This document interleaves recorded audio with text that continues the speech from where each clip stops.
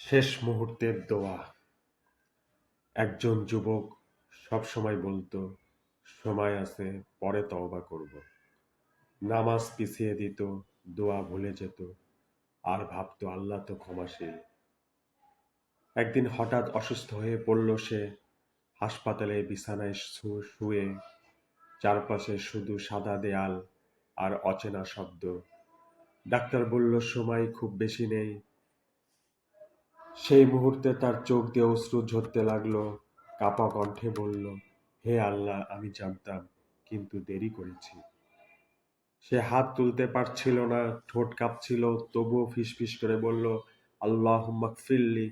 আর ঠিক তখনই তার চোখ বন্ধ হয়ে গেল।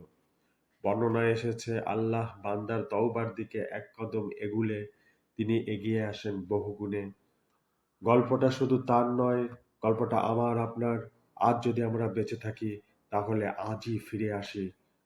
কারণ তওবার দরজা বন্ধ হয়ে কারণ তওবার দরজা বন্ধ হয় মৃত্যুর আগে। আজই, এখনই।